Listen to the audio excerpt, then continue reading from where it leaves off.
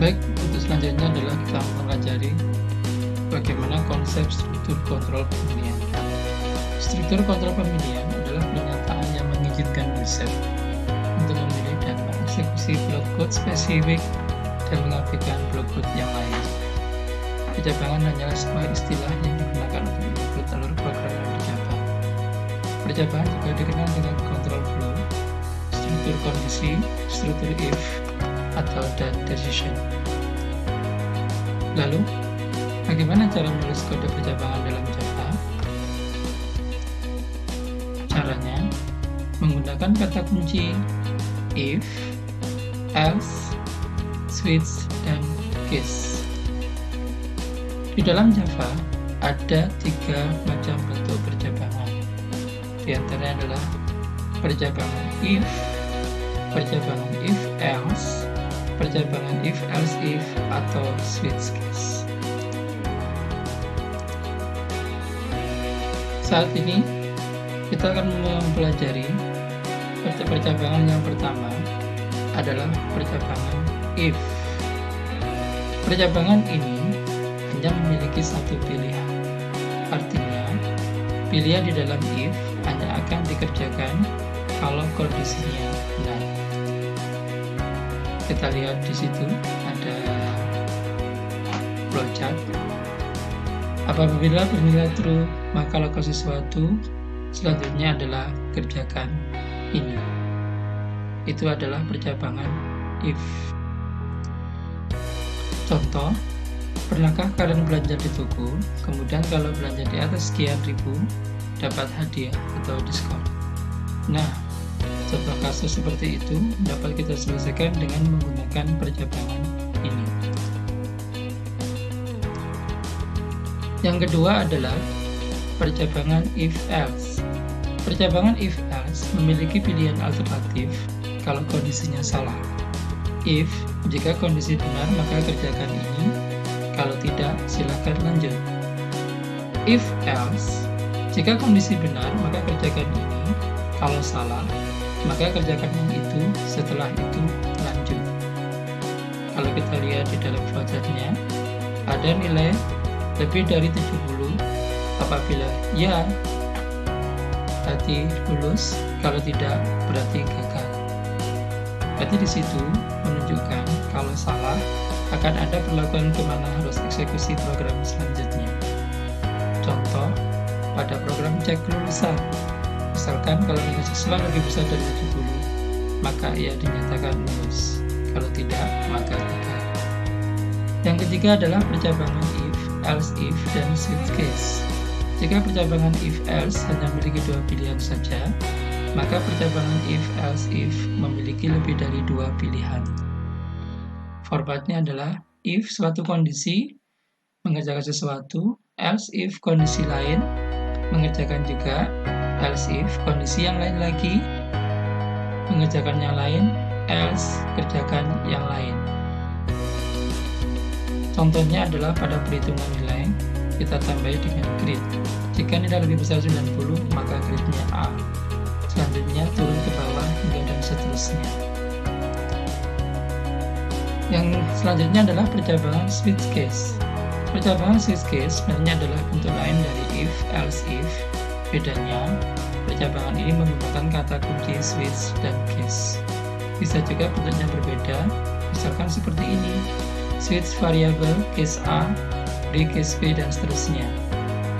Di dalam switch kita harus memberikan kata break dan default.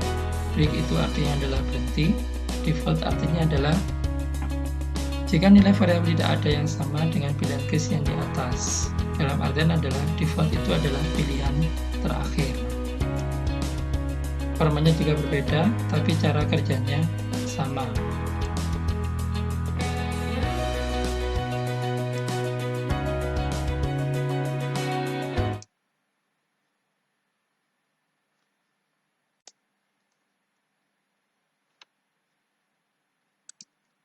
Baik, setelah kita mempelajari apa itu struktur case, if else, maka untuk selanjutnya adalah kita akan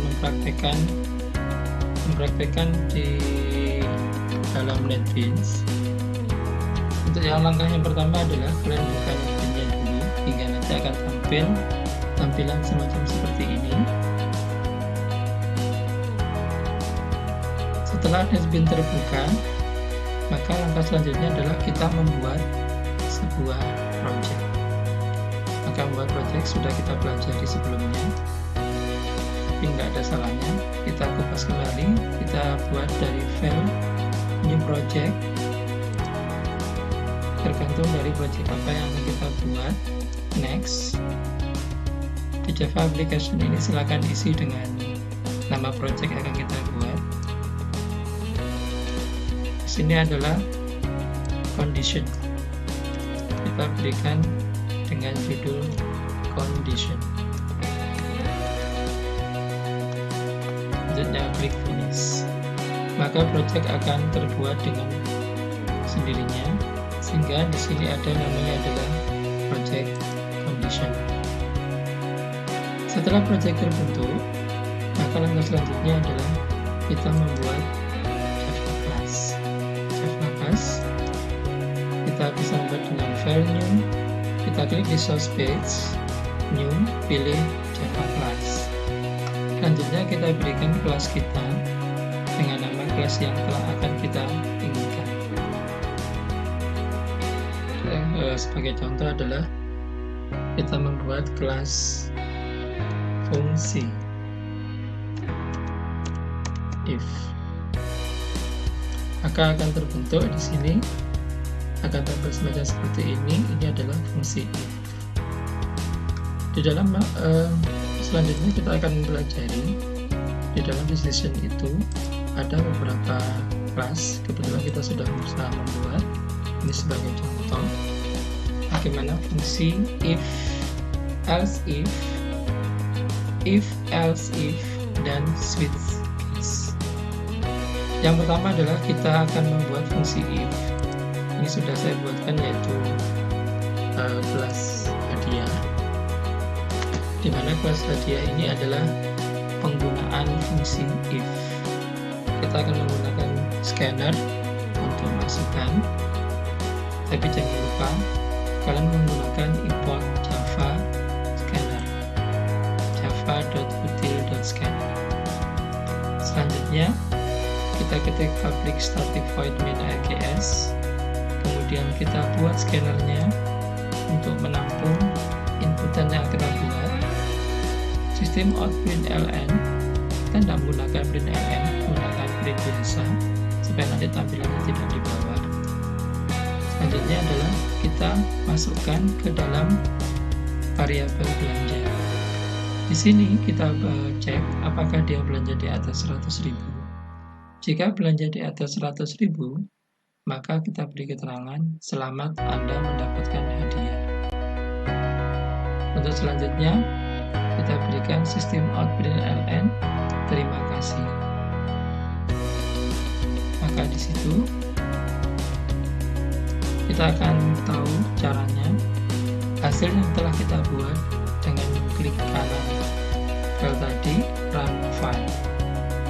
Maka di sini akan tampil, kita isikan, kita coba isikan 125.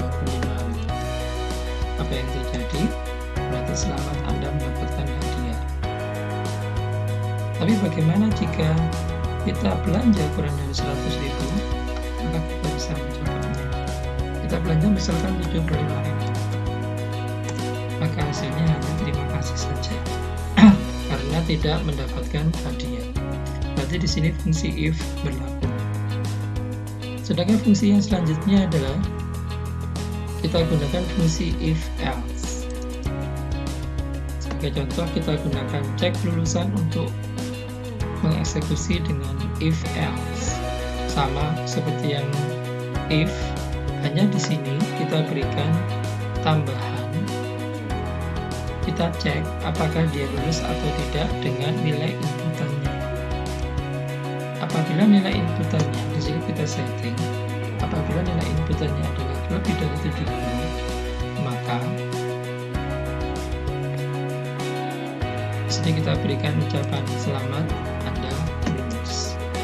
Jadi kalau nilainya di atas 70, berarti ini dinyatakan lulus. Jangan lupa disimpan Kita coba dengan memasukkan nilainya. Sama, kita gunakan run file atau shift F6. Kemudian akan muncul, kita berikan nama Amir. Misalkan nilainya adalah 85. Apa yang terjadi dengan Amir? Amir dinyatakan lulus. Selamat Amir, Anda lulus. Terus selanjutnya kita coba dengan inputan lain. Apakah betul hasilnya tidak lulus atau ada kemungkinan?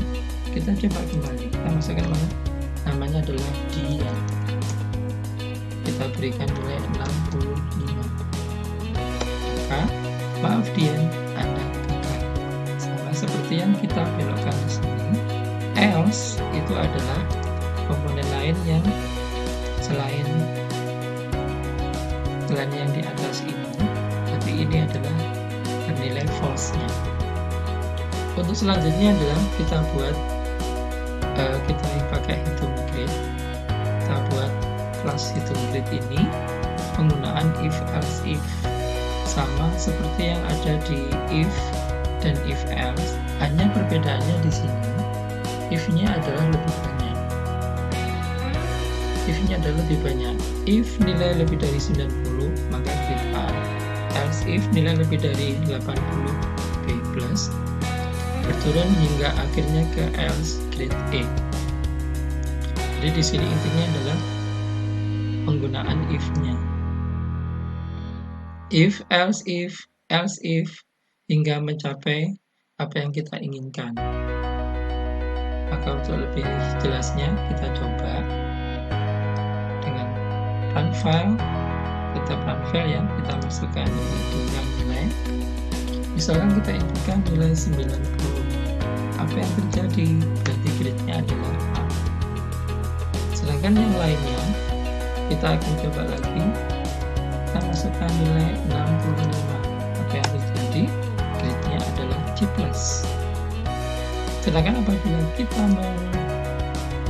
masukkan nilai di bawah 40, misalnya kita inputkan nilai 30, maka yang terjadi adalah gridnya E. Jadi di sini sudah terpenuhi alias nilai itu di bawah standar. Yang terakhir adalah kita menggunakan switch case. Di sini kita berikan contoh lampu lalu lintas. Kita lihat struktur programnya seperti apa. Di sini ada switch, variabel lampu kita masukkan ke switch-nya. Kalau dari di F, kita menggunakan nilai sebagai variabelnya. Kita gunakan lampu switch, lampu case. Case-nya apa saja yang kita inginkan. Tapi jangan lupa kasih break supaya program tidak berjalan terus. Jadi switch, case apa, break. Yang terakhir adalah default. Untuk lebih jelasnya, kita bisa melakukan run file. Benar nggak program itu berjalan? Kita ketik merah.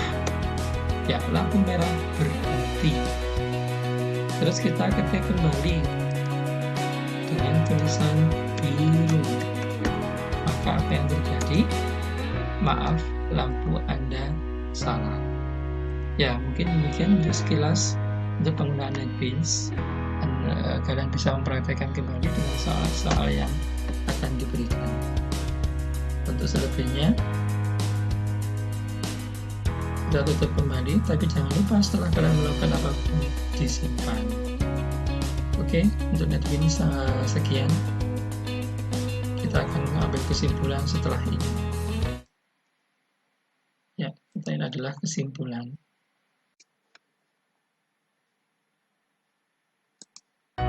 Baik, setelah kita mempelajari apa itu pemilihan, struktur kontrol pemilihan, dan kita sudah mempraktekkan di NetBeans, maka untuk selanjutnya adalah kita ambil kesimpulan dari struktur kontrol pemilihan ini.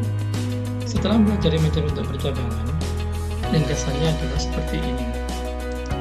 Percabangan if Anda memiliki satu pilihan, percabangan if else memiliki dua pilihan, percabangan if else if memiliki lebih dari dua pilihan, dan percabangan switch case adalah bentuk lain dari if else if.